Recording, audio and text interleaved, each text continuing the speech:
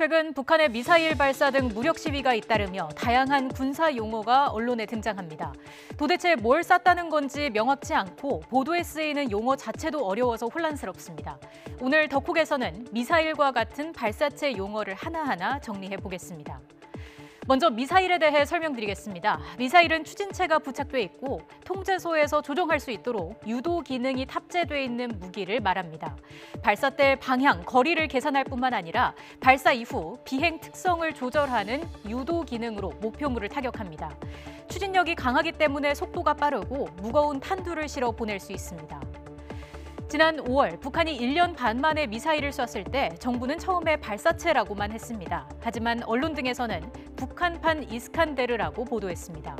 이스칸데르는 요격을 회피할 수 있도록 궤적을 복잡하게 한 러시아의 개량형 단거리 미사일입니다. 이스칸데르는 포물선을 그리다가 목표 지점에서 급상승하는 풀업 현상을 보입니다. 장사정포와 방사포도 구분해 보겠습니다. 장사정포는 말 그대로 사정거리가 긴 화포를 총칭하며 통상 사거리가 40km 이상일 때 장사정포로 분류됩니다. 방사포는 발사 특징으로 구별한 개념입니다. 여러 발을 동시에 발사하는 다연장 로켓포를 방사포라고 부릅니다. 방사포 중에서 사거리가 길 경우 장사정포라 할 수 있습니다. 북한의 주장대로라면 최근 북한은 새로운 방사포 개발에 성공했습니다. 지난달 31일과 이달 2일 발사한 발사체를 북한 스스로 대구경 조종 방사포라 불렀습니다. 구경이 커지고 조정 기능, 즉 유도 기능을 탑재한 방사포라는 뜻입니다. 이 유도 기능을 활용해서 이스칸데르처럼 하강 비행 중에 다시 솟아오르는 풀업 기동을 했던 것으로 판단됩니다.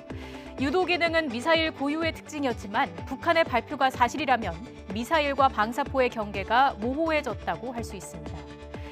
북한은 지난 6일 발사체에 대해서는 신형 전술 유도탄이라고 밝혔습니다. 유도탄은 미사일이라는 뜻입니다. 북한도 조선중앙통신 영문판에 미사일이라고 적었습니다. 전술 유도탄은 미사일의 유도 기능을 고도화한 것으로 핵을 가리키는 전략 무기와 구별되는 개념으로 전술 무기라고 지칭합니다.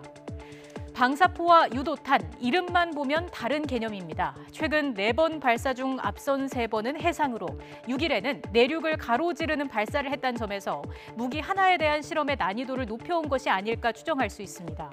정부가 그동안 유사한 기종으로 판단해온 점도 동일성 판단의 근거가 될 수 있습니다. 하지만 다른 종류로 보는 시각이 우세합니다.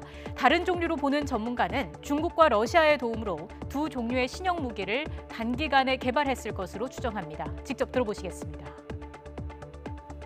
지금 북한이 이야기하는 전술 유도탄은 미사일을 이야기하고 보다 정밀한 기능을 갖춘 그런 것을 의미하는 것 같고요. 대구경 조종 방사포라는 것은 그 출발이 로켓포인데 근데 미사일의 일부 유도 기능을 포함한 거죠. 결국 미사일은 러시아제고요. 대구경 조종 방사포는 중국제예요. 중국과 러시아의 기술 지원과 협력이 있었느냐?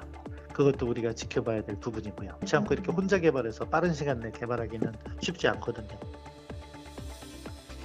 북한의 무기 개발은 당연히 경계해야 할 중요한 안보 사안입니다. 하지만 우리 군은 충분한 대응 체계를 갖추고 있다고 밝혔습니다. 우리 군은 이미 이 정도 기술은 확보했고 북한보다 많은 대응 무기가 실전 배치돼 있다는 입장입니다.